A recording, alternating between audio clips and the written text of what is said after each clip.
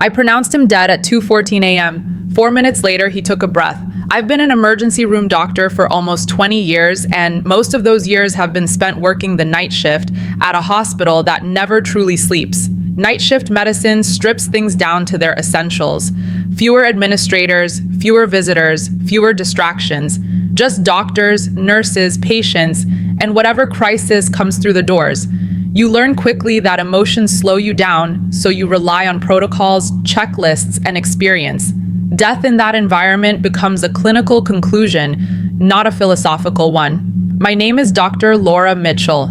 I'm 47 years old, board certified in emergency medicine, and I've pronounced more deaths than I can easily count.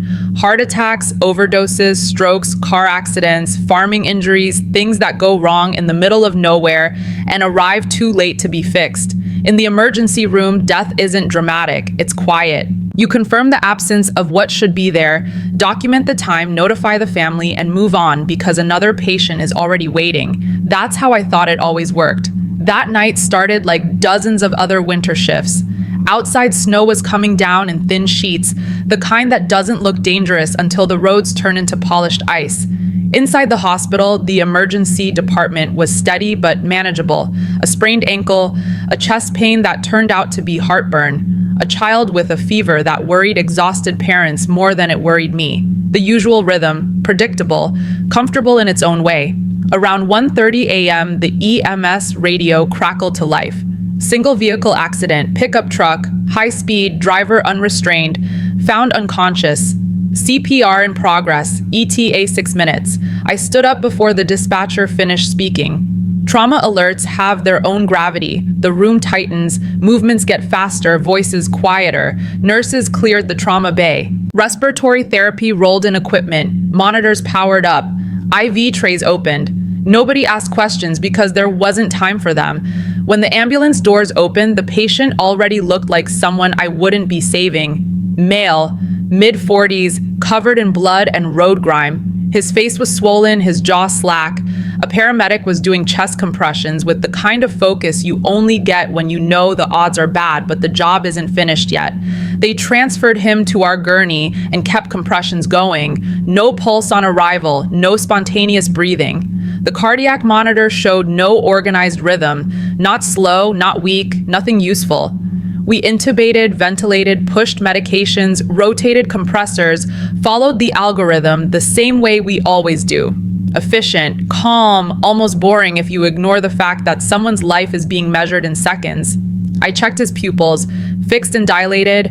I checked his carotid artery during a pause. Nothing I could trust. Femoral pulse was the same. The monitor stayed flat in the way that tells you this isn't a temporary problem. This is the body shutting down. We kept going longer than we probably needed to because sometimes medicine surprises you. But it didn't surprise us this time. There was no sustained return of circulation, no organized electrical activity, no sign that his brain was getting what it needed to recover. After more than 30 minutes, I looked at the team and nodded. Everyone knew what that meant. Compression stopped. The room went quiet except for the ventilator finishing its last assisted breath. I confirmed again. No pulse, no breathing, no response. Time of death, 2:14 a.m. I said it out loud the way you always do because clarity matters in these moments. Someone documented it. Someone else shut off alarms that were no longer relevant. The patient lay still on the bed, already starting to look less like a person and more like a chart that needed closing. I stepped out to speak with his family who had arrived while we were working. That part of the job never gets easier, but it doesn't get harder either. You learn the words. You learn how to say them without making promises you can't keep. They cried. I answered questions. I didn't speculate. When I came back into the emergency department, the trauma bay was calm again. Nurses were cleaning up, supplies were being restocked. The patient was still connected to the monitor alarms, silenced waiting for transport to the morgue when space opened up. I sat down at the computer to finish the documentation. Cause of death, interventions performed, times recorded, clean, accurate, final. If you've ever wondered what doctors feel in moments like that, The honest answer is relief. Relief that the effort is over. Relief that you didn't hesitate. Relief that the decision was clear. That sense of certainty is what keeps you functional on nights when nothing else makes sense. Right around then, Nurse Emily Vargas came up behind me. Emily is the kind of nurse you trust without thinking about it. Smart, observant, not dramatic. "Laura," she said quietly, "can you come take a look at something?" I turned in my chair. "What's going on? I just want you to see it."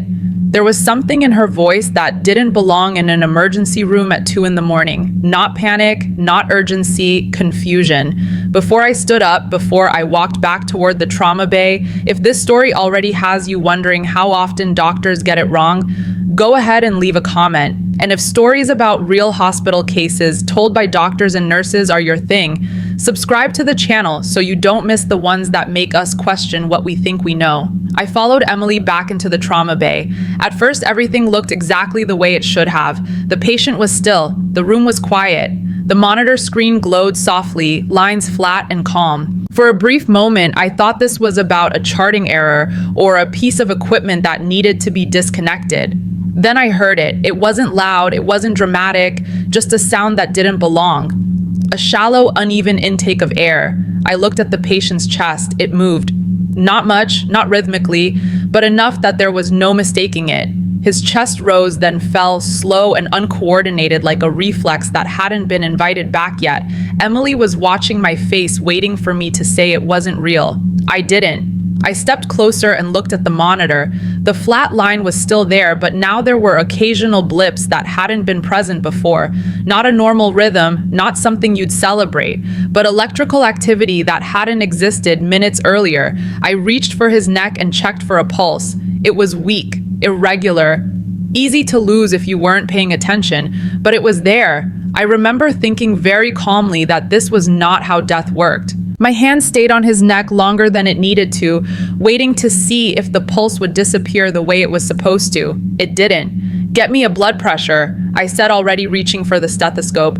My voice sounded normal, which surprised me. "Reconnect oxygen. Bag him." Emily moved immediately. Another nurse stepped in without being asked. Someone turned the monitor alarms back on.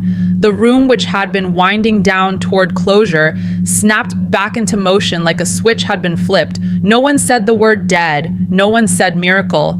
We all acted as if this was just another unstable patient who needed support. The blood pressure came up barely readable, 60 systolic maybe, low enough that you don't trust it, high enough that you can't ignore it.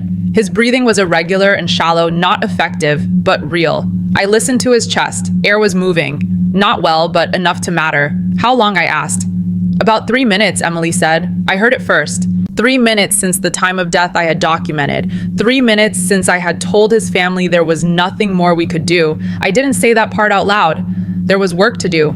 "Start fluids," I said. "Let's get a gas. And call respiratory back in." Someone hesitated. "Do you want epi?" I looked at the monitor again. The rhythm was slow and disorganized, but it was his. "Not yet. Let's see what he does." This is the part people don't see in hospital stories. There's no dramatic pause, no moment where everyone stares at each other in disbelief. There's just a quiet shift from certainty to uncertainty, and then you move because standing still is worse. We stabilized him as best we could, if you can call it stabilization. His oxygen saturation hovered just high enough to avoid panic. His heart rate drifted between the 20s and 40s, never committing to a rhythm you could rely on. Every few minutes, I expected it to drop out completely. Every few minutes, it didn't.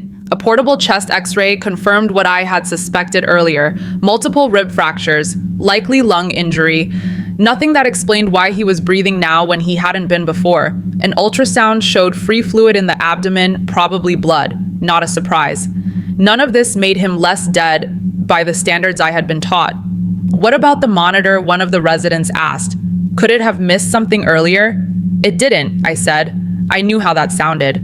Absolute, defensive. But I had watched it. I had checked pulses. I had done this enough times to know the difference between weak and absent. We moved him to CT as soon as he was stable enough to survive the hallway. The scanner hummed while images appeared on the screen, slice after slice of damage that should have ended this story already. Brain contusions, chest trauma, abdominal bleeding, nothing that looked survivable without immediate intervention. The radiologist shook his head slowly. "He's not in good shape." "I know," I said. "What changed?" he asked. "I don't know," I said, because that was the only honest answer. Back in the emergency department, the atmosphere had shifted. Word travels fast in a hospital, even at night. Nurses from other pods found reasons to walk past the trauma bay. Someone asked quietly if the family had been told yet. I shook my head. Not yet. I needed to understand what I was telling them. We started pressors to support his blood pressure. We placed additional lines. We did all the things you do when someone is barely hanging on, even if you don't believe they should be hanging on at all. I caught myself checking the clock more than once, as if time itself was part of the problem. One of the residents finally said it. "Is this Lazarus syndrome?" Maybe. That was the word that floated around in medical school lectures and journal articles, always framed as a curiosity. Auto-resuscitation after CPR. Rare. Usually brief, usually followed by rapid decline. It explained spontaneous circulation returning after compression stopped. It didn't explain why he had been flat for so long before that. "It's possible," I said, "but it doesn't change what we do next." Which in this case meant calling for a higher level of care. We didn't have the surgical capability he needed if he made it that far.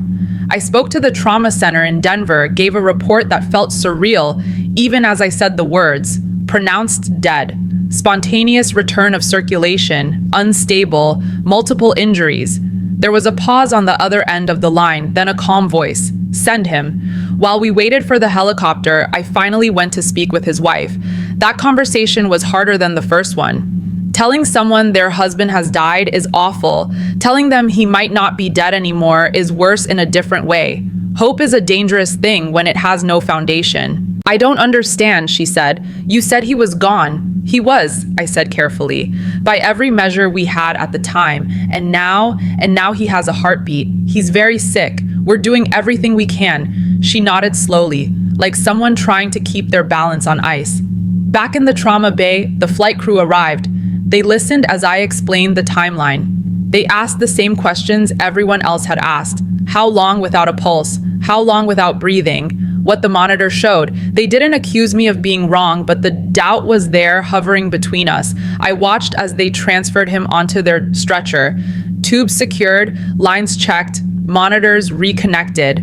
He looked less like a patient now and more like a collection of equipment that happened to be attached to a human being. Before they rolled him out, I checked his pulse one more time. Still there, weak, persistent. The helicopter left the pad and disappeared into the snow. The emergency department returned to its rhythm. Another patient was already waiting, a man with abdominal pain, a woman who had slipped on the ice. Life continued in the way it always does, indifferent to how close it comes to stopping. I went back to the computer to update the chart. The time of death was still there, frozen in the record. 2:14 a.m. accurate. True, and now incomplete. I stared at the screen longer than necessary, trying to decide which part of the night made less sense.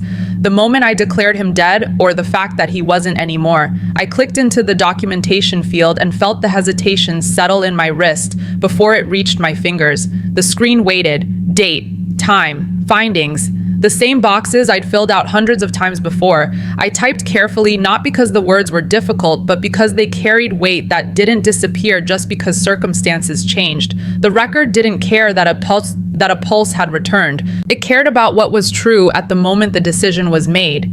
Time of death remained 2:14 a.m. I reread the entry line by line, checking for errors that weren't there. No pulse, no respirations, no organized cardiac activity, pupils fixed and dilated, resuscitation attempted without sustained return of circulation. All accurate, all witnessed, all documented. The emergency department hummed behind me, monitors beeped, phones rang. A nurse laughed quietly at something unrelated. That contrast felt wrong, like noise bleeding into a place it didn't belong.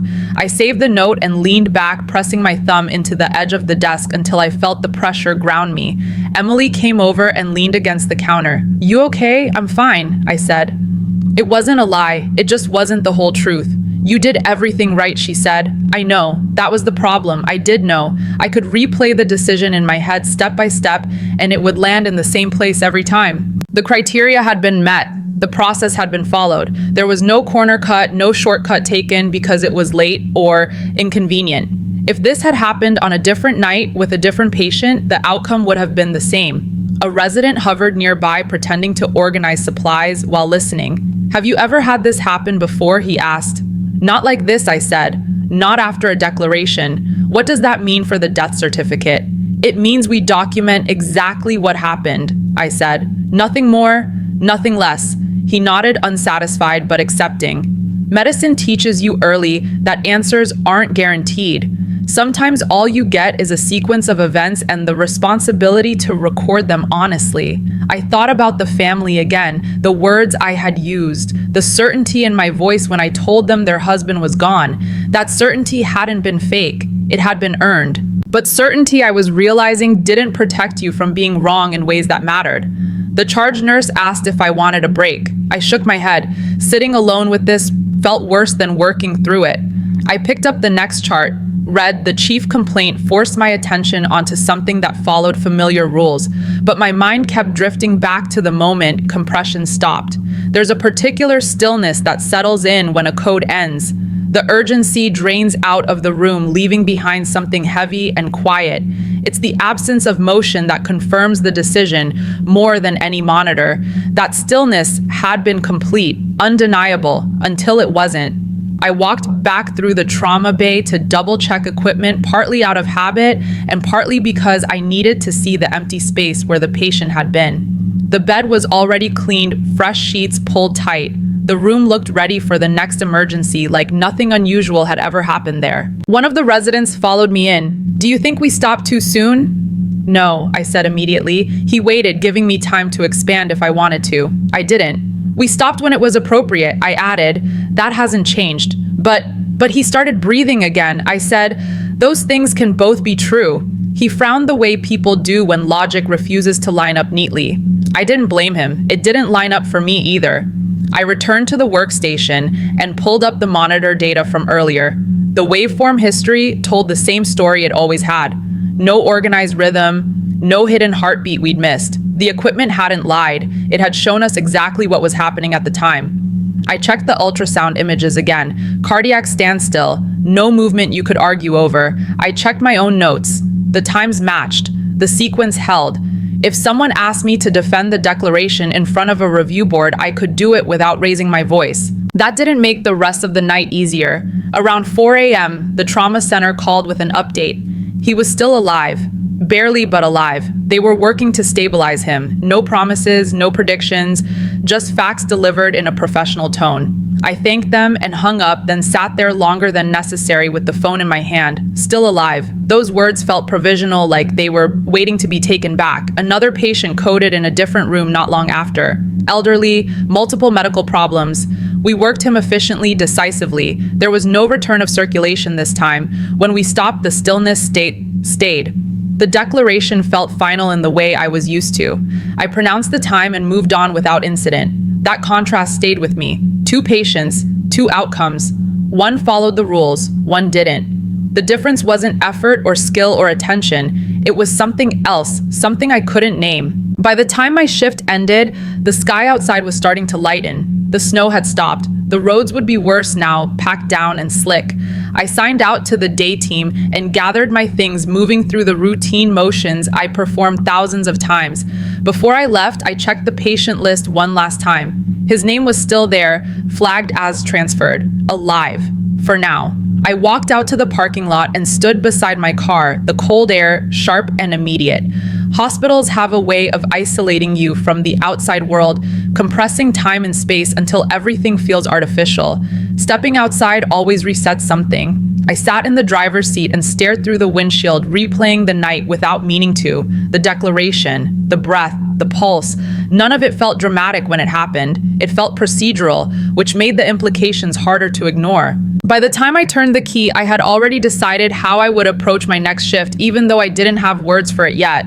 Whatever this was, it wasn't going to fit neatly into a textbook explanation, and pretending otherwise wouldn't make it disappear. The sound stayed with me longer than the image ever did. Not the monitor, not the movement, the breath.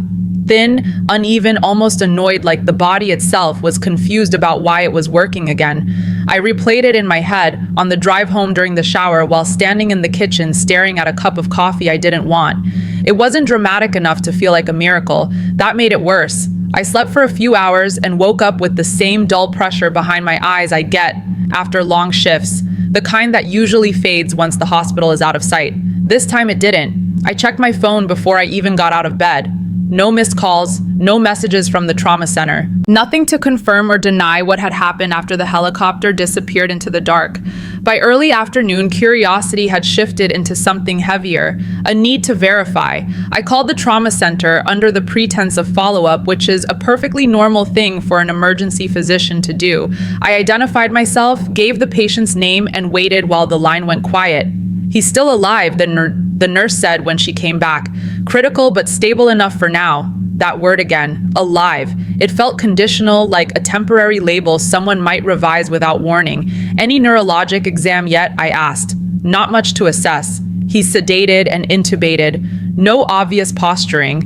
Pupils reactive. That landed harder than I expected. Pupils don't react if the brain is done. They don't care about hope or timing or documentation. They just do what the brain allows. I thanked her and hung up, then stood there longer than necessary, phone still in my hand. If I was being honest, part of me had expected a different answer, that he had coded again, that the story had resolved itself overnight in a way that restored order. It hadn't. When I went back in for my next night shift, the emergency department looked the same as it always did. Same lighting, same smell of disinfectant and stale coffee, same whiteboard filled with names and room numbers. Hospitals are good at pretending nothing unusual ever happens. Emily was already there finishing up report. She glanced at me and raised an eyebrow. "You hear anything has alive?" I said. She let out a breath she'd clearly been holding since the night before. "That's something. That's one word for it." We didn't say more. There were patients waiting. There always are. The rhythm took over again, and for a while it worked. Chest pains, lacerations, a drunk who needed somewhere safe to sober up, problems with solutions, problems with endings. It was easier to focus on those. Around midnight, my phone buzzed in my pocket. I stepped into the hallway to answer it. "Dr. Mitchell," a man said. "This is Dr. Nguyen from Front Range Medical Center. I'm calling about Daniel Brooks." I leaned against the wall. "How is he?" "He woke up." I didn't answer right away. "What do you mean woke up?" "I mean he's awake. Following commands, oriented. We lightened sedation this evening. He opened his eyes. He knows where he is. He knows his name." I closed my eyes. This was not how these conversations usually went. Any focal deficits, none that we can see. Strength is limited, but that's expected given his injuries. Cognitively, he's intact. Another word that didn't belong here. "How long was he without effective circulation?" Dr. Nguyen asked. "Over 30 minutes before we stopped resuscitation," I said, "then several minutes before spontaneous activity returned." There was a pause. "That's longer than we'd expect." "Yes," I said, "it is." "We're reviewing everything," he said carefully. "Imaging doesn't show anoxic injury. There's trauma, but nothing that explains this level of recovery. I'd like to see him," I said. "That would probably be good." He agreed. I went back into the emergency department and stood at the workstation staring at the screen without seeing it. Emily noticed immediately. "He woke up," I said. She shook her head slowly. "No way." That was my reaction too. The rest of the shift passed in fragments. I did my job. I made decisions. I pronounced another death before morning, and this one stayed where it was supposed to. No breath afterward, no pulse returning to prove a point. The contrast felt deliberate, even though I knew it wasn't. A few days later, I drove to Denver on my day off. The highway stretched out ahead of me, empty and dry, a long way from the icy roads where this started. I tried not to rehearse what I would say because I didn't know what I was looking for. Daniel Brooks was sitting up in bed when I walked into his ICU room. He looked thinner than I remembered, his face marked with bruises in various stages of healing. Tubes and monitors surrounded him, but he was unmistakably awake, alert. He smiled when I introduced myself. "You're the doctor from Montana," he said. "I am," I said. "How are you feeling?" "Like I got hit by a truck," he said, which I guess isn't far off. His wife laughed quietly from the chair beside him. She looked exhausted and relieved in equal measure. We talked for a few minutes. Simple questions, orientation, memory. He answered everything appropriately. There was no searching for words, no confusion. If I hadn't known the backstory, nothing about him would have stood out as unusual. "Do you remember anything from when you were unconscious?" I asked. He thought about it. "Not really. I remember the crash, then nothing. And then I woke up here. Nothing at all," I asked. He shook his head. "No dreams. No light, no darkness, just nothing." I nodded. That answer fit better than any other he could have given. It didn't explain anything, but it didn't complicate it either. After I left his room, I met with Dr. Nguyen. We went over the imaging together, the labs, the timelines. He didn't accuse me of making a mistake. He didn't offer a neat explanation. "Sometimes the body does things we can't account for," he said. Sometimes I agreed. On the drive home, the hospital receded in my rearview mirror, but the question stayed. I had done this job long enough to accept uncertainty, but this wasn't the usual kind. This was uncertainty attached to something I had always considered fixed. That breath, that pulse, the moment after the declaration when the rules quietly stopped applying. By the time I reached my driveway, the feeling had settled into something more permanent. Not fear, not disbelief. A recognition that the night I thought I understood hadn't finished revealing itself. I didn't need charts or imaging to know something was wrong with the explanation everyone wanted to accept. Lazarus syndrome is real. It exists in textbooks, case reports, and board exam questions. Auto-resuscitation after CPR stops. Rare, unpredictable, usually brief. I taught it to residents myself. But what happened with Daniel didn't sit comfortably inside that definition. It fit just enough to be tempting and not enough to be convincing. Back at St. Redwood, I pulled his chart again during a quiet stretch of the shift. I reviewed every timestamp.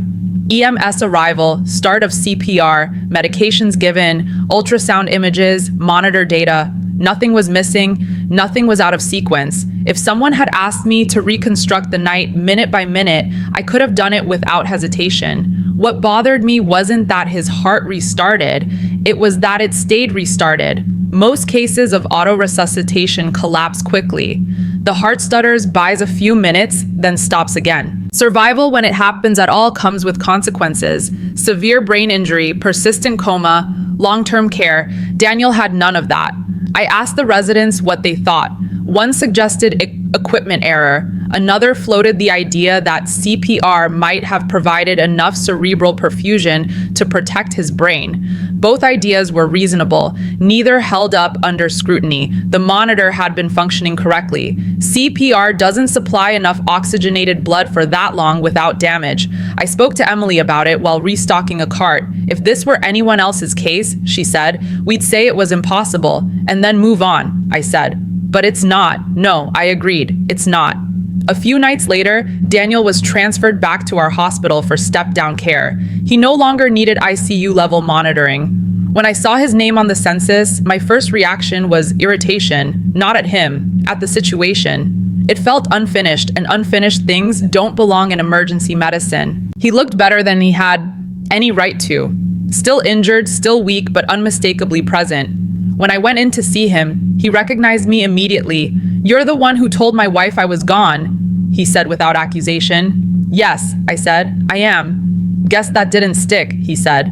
There was a dry humor in his voice that caught me off guard. Most patients don't joke about death so casually, especially their own. It made him harder to categorize. We talked about his injuries, his recovery plan, physical therapy, follow-up appointments, normal things. I kept the conversation grounded because that was easier than addressing the larger question hanging between us. Before I left, I asked him how he felt now. Not physically. He understood the distinction. "Different," he said. "Not scared, just aware of that I wasn't supposed to be here," he said, "and now I am." I didn't respond to that. There was nothing in my training that covered appropriate replies. Afterward, I met with the hospital's quality review committee, not because anyone had filed a complaint, but because unusual cases trigger automatic reviews. I presented the facts without embellishment, the timeline, the data, the outcome. One of the physicians asked the question I'd been expecting. Is it possible you missed a pulse? No, I said. Is it possible there was minimal cardiac activity not detected? It's possible, I said. It's also possible the criteria we rely on don't capture every state between life and death. The room went quiet. That wasn't a popular idea. We have to draw a line somewhere. Another physician said, otherwise nothing is definitive. I know, I said. But lines don't stop existing just because they're uncomfortable. They thanked me for my time and closed the meeting. No conclusions, no corrective actions. Officially, the case was documented as an unusual but explainable event. Unofficially, no one wanted to own it. I returned to my shifts with the same responsibilities as before. Patients kept coming. Decisions kept stacking up. Most outcomes followed familiar patterns. When people died, they stayed dead. That consistency was reassuring, but it also highlighted how sharply Daniel's case stood apart. I caught myself hesitating during resuscitations, not long enough to matter, but long enough to notice, double-checking pulses, reconfirming monitor leads, waiting an extra minute before calling time. None of it violated protocol, none of it was dramatic, but it was different. One night after another unsuccessful code, a resident asked why I waited. Because certainty is earned, I said, not assumed. He nodded, not fully understanding which was fine. Understanding comes later if it comes at all. I saw Daniel one last time before he was discharged. He was dressed in street clothes, moving slowly but steadily, his wife at his side. He shook my hand with a grip that was still weak but improving. Thank you, he said. For what I asked, for stopping, he said, and for not ignoring what happened after. I watched them walk down the hallway past the nurse's station toward the exit. No one else paid them any attention. To everyone else, this was just another patient leaving the hospital. I stood there longer than necessary, replaying the sequence in my head. The code, the declaration, the breath, the data that said one thing and the outcome that said another. Medicine depends on patterns. It teaches us what usually happens and prepares us for exceptions. But every so often, an exception refuses to behave like one. That night in the emergency room had been full of procedures that should have ended the story. They didn't. And the more I reviewed them, the clearer it became that the failure wasn't in what we did, but in how confident we were that we understood the limits of what could happen. My phone rang while I was washing my hands, the water running just a little too hot. I glanced at the screen through the blur of steam and soap and recognized the area code immediately. Denver. I shut off the faucet, dried my hands on a paper towel, and answered before the second ring finished. Dr. Mitchell, I said. Laura, it's Dr. Nguyen, the voice on the other end said. I wanted to update you personally. I leaned against the counter, already bracing myself. Updates from other hospitals rarely come with good news. They usually mean a complication, a decline, or the quiet confirmation that the improbable didn't last. How is he? I asked. He's awake. Dr. Nguyen said. I waited for him to add a qualifier. Sedated but responsive. Awake but confused. Awake but not following commands. None of that came. Fully awake, he continued. He's alert-oriented, answering questions appropriately. I stared at the wall in front of me, suddenly aware of how still I was standing. Neurologically. That's the part I'm calling about, he said. His exam is essentially normal. Essentially normal is a phrase doctors use carefully. It leaves room for nuance. Small deficits, subtle delays, but even with those allowances, the implication was clear. That doesn't make sense, I said. I agree. He replied without hesitation. That's why I wanted you to hear it directly from me. I closed my eyes and replayed the timeline again, uninvited but persistent. The flat monitor, the absence of pulse, the declaration, the breath. The numbers didn't change just because the outcome had. How long was he without effective circulation? Dr. Nguyen asked again, as if asking it twice might produce a different answer. Over 30 minutes before resuscitation was stopped, I said, then several minutes more before spontaneous activity returned. There was a pause longer this time. We've gone over his imaging repeatedly, he said. There's traumatic injury, but no evidence of diffuse anoxic damage. No global edema. No findings that explain preserved cognition. I let out a slow breath. Are you sure you're looking at the right patient? He gave a quiet laugh. The kind you use when the alternative is admitting confusion. We've checked more than once.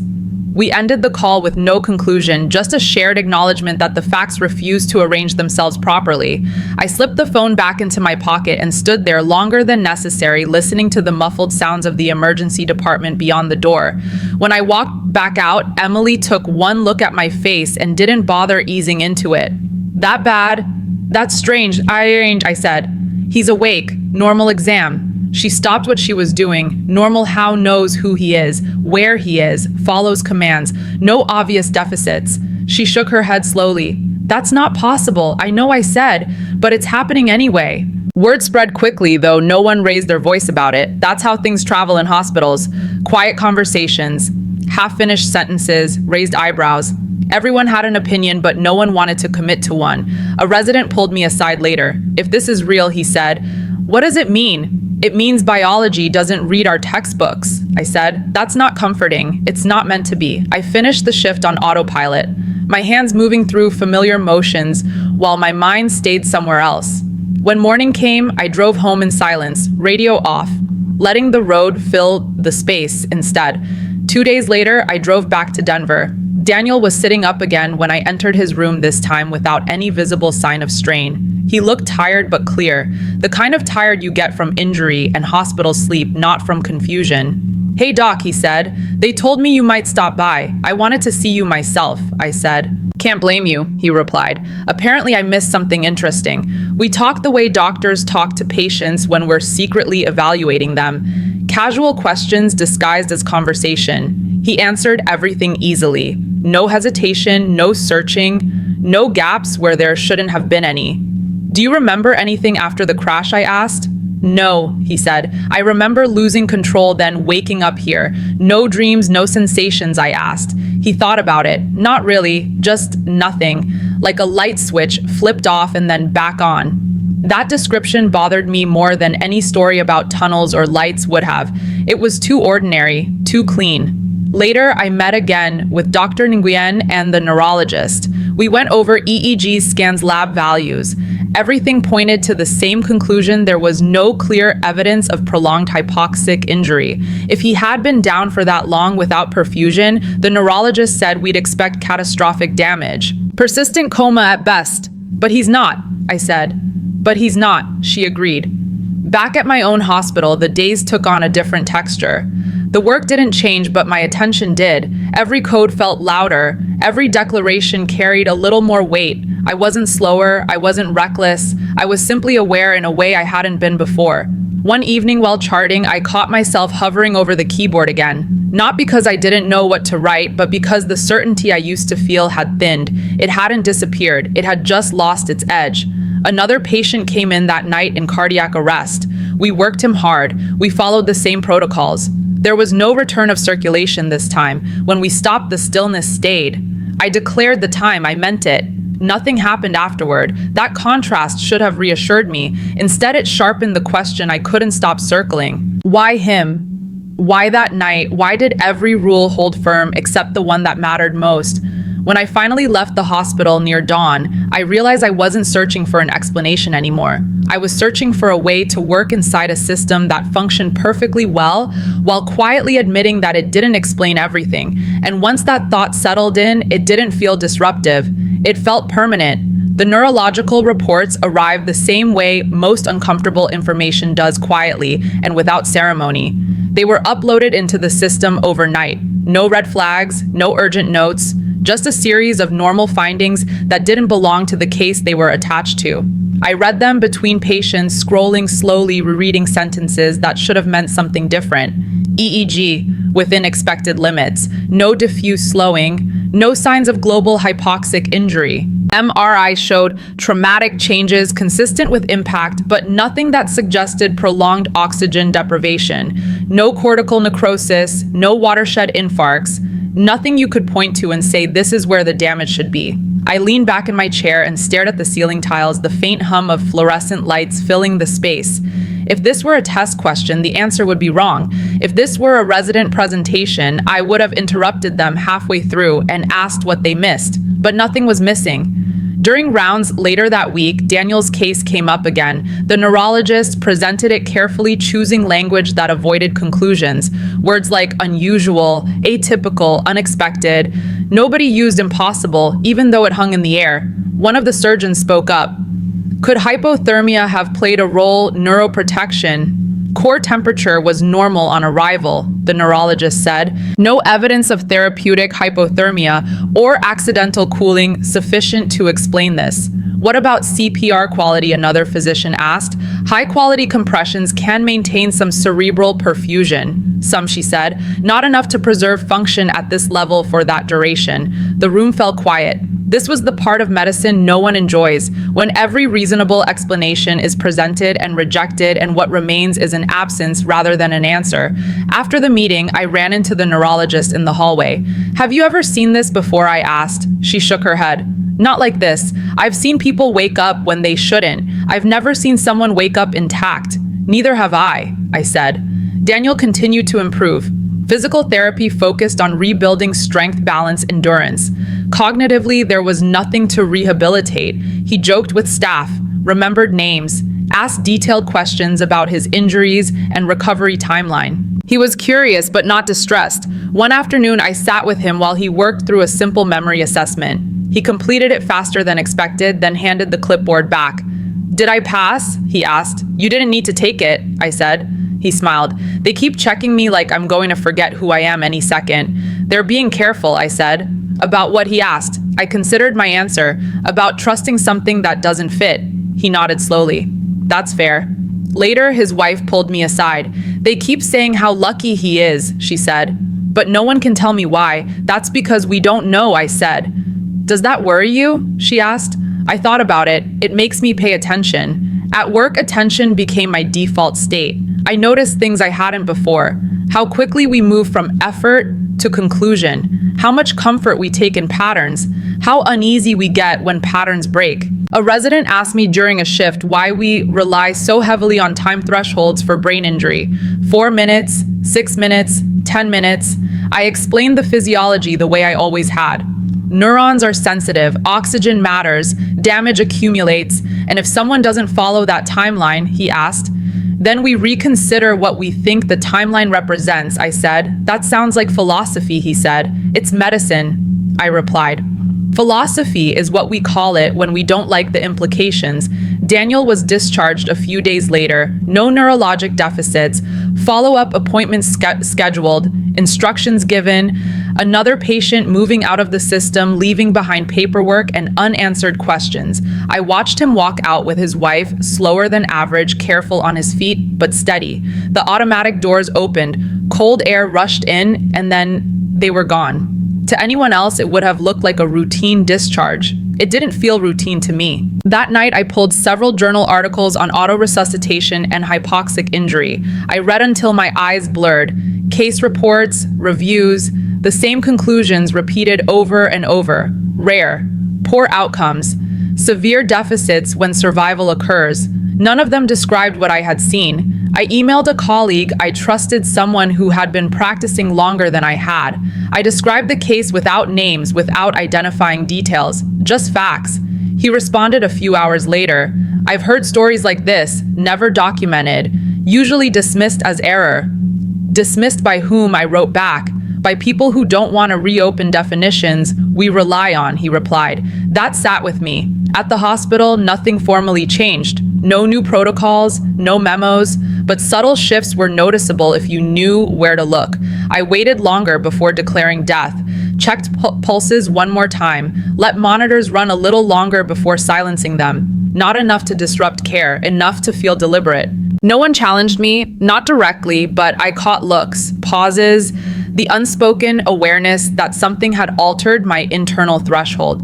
One night after another resuscitation ended without return of circulation, I stood by the bed for an extra minute. The nurse didn't say anything. She just waited with me. When nothing happened, I nodded and spoke the time. Walking away from that room, I realized the weight wasn't in the act of declaring death. It was in knowing that the declaration described a moment, not a guarantee. Daniel's brain hadn't followed the rules because the rules were approximations, not absolutes. That idea didn't undermine medicine. It complicated it. And complication, I was learning, wasn't something to resolve. It was something to carry. I noticed the change the first time I reached for the clock and stopped myself. The patient in front of me was older, frail, with a long list of chronic conditions that read like a forecast no one wanted to hear. We had been working him for a while: CPR, medications, ventilation. The monitor showed nothing useful. By every standard I had relied on for years, the outcome was clear. I checked for a pulse, nothing. I checked again slower this time, my fingers pressing a little longer than habit required. Still nothing. I waited not because I expected something to change, but because waiting had become part of how I processed certainty. The nurse didn't rush me. She stood there, hands folded, eyes on the patient, mirroring my pause without comment. When I finally spoke, the time it felt solid, final in the way it always had. No breath followed, no quiet contradiction, just stillness. That should have reassured me. Instead, it clarified something I hadn't admitted yet. The problem wasn't that death declarations were wrong. It was that I had stopped thinking of them as conclusions and started thinking of them as decisions. In medicine, decisions matter more than beliefs. Beliefs are flexible. Decisions carry consequences. Over the next few shifts, I caught myself explaining things differently to residents. Not the protocols themselves, but the way we talked about certainty. I stopped saying this means they're gone and started saying this means we have no evidence of life. It wasn't softer language, it was more precise. One resident frowned when I phrased it that way. Isn't that the same thing? Most of the time I said, yes. And the rest of the time is why we're careful. Word travels in hospitals even when no one raises their voice. A few colleagues asked if I was doing okay. One asked gently if I was sleeping enough. Another joked that I was becoming philosophical in my old age. I let it pass. Explaining this out loud felt premature, like trying to define a shape before you know its edges. I wasn't afraid. That surprised me. Fear would have been easier to recognize. What I felt was something closer to vigilance, an awareness that sat just below the surface, informing my choices without announcing itself. I reviewed more cases, not just Daniel's, but others like it buried in literature and conference abstracts. Drownings with unexpected recoveries, hypothermia cases that stretched time beyond comfort, cardiac arrests with outcomes that didn't match the textbooks. Patterns emerged not in physiology, but in response. Most of these cases were labeled anomalies and set aside. Anomalies are convenient. They protect the system from having to change. During a late shift, Emily leaned against the counter and watched me double-check a monitor lead before silencing an alarm. "You're doing it again," she said. "Doing what?" "Making sure." I smiled. "That's not a bad habit." "No," she agreed. "Just different." Different was the right word. I hadn't become slower. I hadn't become reckless. I'd become deliberate in a way that didn't fit neatly into checklists. And while no one said it directly, I could feel the tension between that approach and the unspoken expectation that doctors move on once decisions are made. Another code came in just before dawn one morning. Young. Unexpected. The kind that leaves everyone a little stunned. We worked hard. We did everything right. When we stopped, I waited again. Not long. Just long enough to confirm what the data was already telling us. Nothing changed. I pronounced the time and felt no hesitation afterward. That distinction mattered. The pause wasn't doubt, it was respect. After the family left, a resident approached me. "Do you think what happened with that other patient will happen again?" "I don't know," I said. "But it could." "Yes," I said, "it could. That's unsettling." "It should be," I replied. "We're dealing with life and death. If it ever stops being unsettling, that's a problem." Outside the hospital, my life stayed mostly the same. Same commute, same grocery store, same quiet evenings. But even there, I noticed subtle shifts. Colors felt sharper. Conversations carried more weight. I found myself paying attention to things I used to skim past, not because I thought everything was fragile, but because I was aware of how quickly certainty could dissolve. Daniel sent a card to the department a few weeks after his discharge. Simple, handwritten, thanking the staff for their care. No mention of the unusual, no attempt to explain or commemorate, just gratitude. It sat on the bulletin board near the break room, blending in with holiday flyers and shift reminders. I looked at it every time I passed. The hospital didn't change its policies. No new training modules appeared in my inbox. No one asked me to present the case at grand rounds. Officially, nothing had shifted. Unofficially, I knew I wasn't the only one watching more closely. Nurses lingered a second longer during codes. Residents asked different questions. Not louder ones, more careful ones. Late one night between patients, I stood at the edge of the department and looked down the row of rooms, some occupied, some empty, each one a potential turning point, each one a place where certainty could be reinforced or challenged. I didn't feel smaller in the face of that. I felt grounded. Medicine had always been about managing uncertainty. What changed was my relationship to it. I stopped treating uncertainty as a flaw to eliminate and started treating it as a condition to acknowledge. That night shift didn't make me distrust my training. It made me understand its limits. It didn't turn me against protocols. It reminded me why they exist and why they aren't the same as truth. As I walked back to my workstation, another patient's monitor alarmed softly. I glanced at the screen, assessed the numbers, and moved toward the room without urgency, but without delay. The work continued steady and imperfect, exactly the way it always had. I recognized him before he recognized me. He was standing near the elevators, leaning slightly to one side, adjusting the strap of a small bag on his shoulder. He looked thinner than before, but not fragile, tired but not unsteady, the kind of tired you expect from someone who has spent weeks being woken up by nurses and machines. Daniel Brooks didn't look like a man who had been pronounced dead. I slowed my pace without realizing it, not to avoid him, just to observe. Doctors aren't supposed to stare at their former patients like case studies that learned how to walk. But habits are hard to break. He turned when he heard my footsteps. There was a brief flicker of recognition, then a smile. "Dr. Mitchell," he said, "they told me I might see you before I left. Looks like your timing worked out," I said. He nodded. "I'm cleared to go home. Limited activity, physical therapy, a long list of things I'm not supposed to do." "That list gets shorter," I said. "I hope so," he replied. "I've had enough of being told what not to do." His wife stepped up beside him, holding a folded discharge packet, thick enough to qualify as a small novel. She smiled at me, the kind of smile people give when they're still not sure how to feel lucky. "They're letting him walk out," she said, as if saying it out loud made it more believable. "They usually do," I said. Daniel laughed quietly. "Yeah, but I hear I was supposed to leave a different way." There was no bitterness in his voice, no accusation, just a factual observation delivered the same way someone might comment on the weather.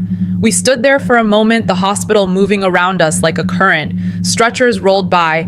A nurse called a name. Someone laughed somewhere down the hall. The ordinary noise of a place built to handle extraordinary things. "How do you feel?" I asked. He considered the question. "Honestly, normal. Sore, sure. Slower than I want to be, but I feel like myself." "That's good," I said. "That's what everyone keeps telling me," he replied. "Like they're waiting for me to say something else." "Are you?" I asked. He shook his head. "No, I keep trying to find the part where something should feel different. I don't. Some people expect an explanation," I said. He smiled. "I get that." We walked together toward the exit, not as doctor and patient exactly, more like two people navigating the same space for different reasons. He moved carefully but confidently, adjusting his stride without assistance. No wheelchair, no escort, just a man heading home. At the automatic doors, he stopped. Cold air pushed in as they slid open, carrying the faint smell of snow and exhaust. Winter hadn't quite let go yet. He looked at me. "You don't seem surprised." "I am," I said. "I'm just practiced at hiding it." "That makes sense," he said. "You kind of have to be." He extended his hand. I shook it. His grip was firm enough to register as real, not symbolic. "Thank you," he said, "for everything. For doing my job," I said. "For not pretending this didn't happen," he corrected. I watched as he stepped through the doors with his wife, the glass sliding shut behind them. He paused just outside, adjusting his jacket, then continued toward the parking lot, moving slower than most people, but steady all the same. That image stayed with me longer than the monitor readings ever had. Back inside the emergency department pulled me back into its rhythm. Another patient needed sutures. Another needed reassurance. Another needed admission. The usual, the reliable, the repeatable. But even as my hands moved through familiar motions, part of my attention stayed fixed on that moment at the doors. Not because it was dramatic, because it wasn't. There was no announcement, no staff gathering, no acknowledgement that something improbable had just walked out under its own power. The hospital absorbed it the way it absorbs everything else, filing it under completed and moving on. Later that shift, a resident asked me about Daniel. Is he really doing okay? Yes, I said. No deficits, none that we can find. He nodded, clearly dissatisfied. That's going to bother me. It should, I said. Does it bother you? I thought about that. Not in the way you mean. How then? It makes me careful about what I assume, I said. The resident frowned. Isn't that dangerous? So is certainty, I replied. That night, after the department quieted, I walked past the trauma bay where it had started. Same bed, same monitors, same setup. If you didn't know what had happened there, it looked indistinguishable from any other room. I stood there for a moment, not searching for meaning, just acknowledging the space. Medicine leaves physical marks, scars, charts, images, but some events leave something less tangible, a shift in how you interpret what you see. Daniel's case didn't undermine my confidence in declaring death. It sharpened my understanding of what that declaration represents, a conclusion based on the best information available at the time. Not a guarantee, not a promise. Another code came in shortly before morning, middle-aged, collapsed at home, brought in without a pulse. We worked him hard. There was no return of circulation, no spontaneous breathing. When we stopped, the stillness stayed. I checked again, then again. Nothing changed. I spoke the time. The words landed with the same weight they always had. Final, because in this case, final was earned. As the team dispersed, one of the nurses caught my eye. You good? Yes, I said, and I meant it. The difference wasn't in how I practiced. It was in how I understood what I was practicing inside. Medicine deals in probabilities, not absolutes. Outcomes, not certainties. Daniel had simply made that visible. When my shift ended, I walked out into the cold morning air. The parking lot was quiet, snow crunched underfoot. The sky was just beginning to lighten. Somewhere out there, a man who had once been declared dead was getting into a car, heading home, thinking about physical therapy appointments and grocery lists, and whatever comes next after you survive something you weren't supposed to. I sat in my car for a moment before starting the engine, letting that reality settle into its place among all the others I carry with me. Then I drove home, already mentally preparing for the next shift, the next decision, the next moment when certainty would be required, even if it could never be complete. I still work the night shift. That hasn't changed. Same hospital, same emergency department, same hours when the rest of the city is quiet and the decisions tend to matter more. Night shift attracts a certain kind of medicine, fewer layers, fewer people to pass responsibility to. When something happens at 3 in the morning, the answer usually has to come from whoever is standing there. I still pronounce death. I do it the same way I always have. I check for a pulse. I listen for breath sounds. I look at the monitor. I confirm the absence of what should be present. I document the time. I speak the words clearly so there's no confusion. Families deserve clarity even when the truth hurts. What changed is not the process, it's the certainty behind it. Before Daniel Brooks' death felt binary. On or off, present or absent, a line you cross and don't come back from. Medicine reinforced that belief because most of the time it's accurate enough to function as truth, most of the time. Now, when I stand at the bedside after resuscitation has stopped, I'm aware that what I'm declaring is not a metaphysical event. It's a medical judgment based on the information available in that moment. That distinction matters. I haven't become hesitant. I haven't become reckless. I've become precise. Residents still ask me how I know when it's time. I give them the same answers I always did, but with fewer absolutes. I tell them death is diagnosed, not predicted. I tell them protocols guide us, but they don't explain everything. I tell them confidence is important, but humility keeps you honest. Most of them nod. A few look uncomfortable. That's normal. Daniel comes in occasionally for follow-up appointments. Not with me usually. Different departments, different needs now. But sometimes our paths cross in the hallway. He walks a little slower than he used to, but he walks. He looks healthy, unremarkable if you don't know the story. We don't talk much. We don't need to. The connection isn't emotional, it's contextual. He exists as a reminder that outcomes don't always align with expectations and that expectations aren't laws. Once during a particularly slow night, a nurse asked me if I ever think about that case. All the time, I said. Does it bother you? I considered the question carefully. No, I said. It calibrates me. That's the best word I've found for it. calibration, the process of adjusting a measurement tool so it reflects reality more accurately. Daniel didn't break the system. He exposed a margin we don't talk about. Medicine operates in margins: acceptable error, expected outcomes, standard deviations. We talk about survival rates and probabilities because certainty is rarely available. Death felt like the exception, the one place where probability gave way to finality. It still mostly does, but now I know that finality isn't something you assume, it's something you confirm, and even then you respect the limits of that confirmation. I've read more since then. Case reports, studies, there's stories buried in footnotes.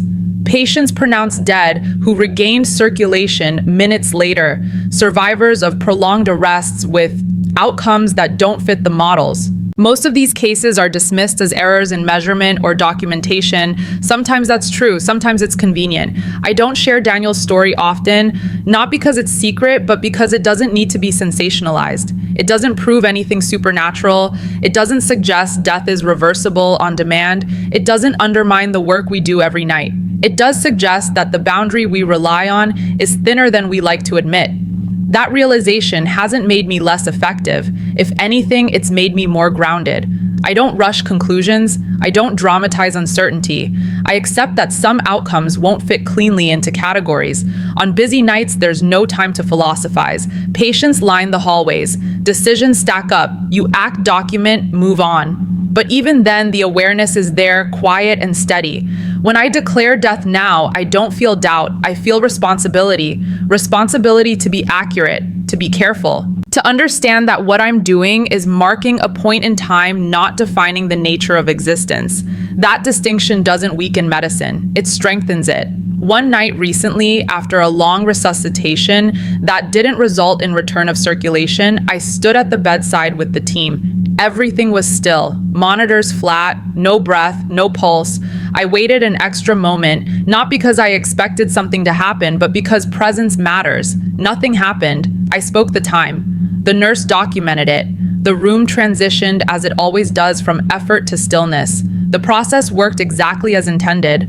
Later, as I walked back to the workstation, I realized something that would have bothered me before. It didn't bother me now. The fact that Daniel survived doesn't mean others will.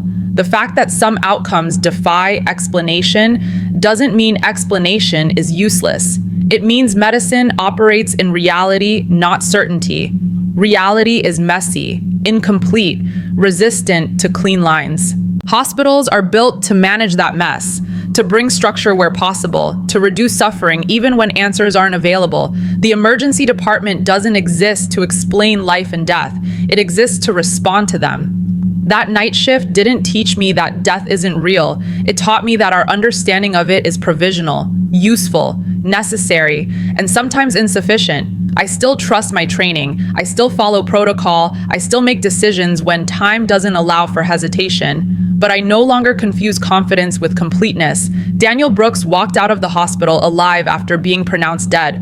That's a fact. Documented, verified, uncomfortable. What it means is less important than what it changed. It changed how I stand at the bedside, how I speak to families, how I teach residents, how I think about the space between what we know and what we assume. And when the emergency department quiets down in the early hours of the morning, when the monitors are steady and the hallways are still, that awareness sits with me. Not as fear, not as wonder, as respect. Respect for the limits of medicine, respect for the complexity of life, and respect for the fact that even in a place built on certainty, there is room for humility. I still think about that night more often than I admit. Not because it was dramatic or because it made me question everything I know, but because it reminded me how narrow our confidence can be inside a hospital. Doctors and nurses are trained to act with certainty, to make decisions quickly, to draw lines that allow the system to function. Most of the time, those lines are accurate enough to save lives. Sometimes they aren't. What happened with Daniel didn't teach me that medicine is broken. It taught me that medicine is incomplete. That even in hospitals filled with experienced doctors and nurses, there are moments when the body doesn't follow, expectations and outcomes refuse to match our charts and timelines. Those moments don't invalidate our work. They humble it. I still believe in protocols. I still trust the training that allows doctors and nurses to do their jobs under pressure. But I also understand now that certainty should never replace awareness, that listening, waiting, and paying attention matter just as much as speed. That's why stories like this matter. Real hospital cases, real doctors and nurses' stories, not because they offer easy answers, but because they remind us how complex life and death actually are when the lights are low and the night shift is quiet. If you want to hear more real stories from inside hospitals told from the perspective of doctors and nurses who lived them, make sure you subscribe to the channel. These are the stories that stay with us long after the shift ends.